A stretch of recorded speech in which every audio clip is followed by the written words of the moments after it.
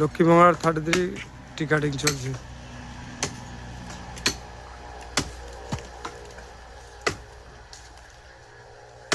ওই পারে যাবে, এপারে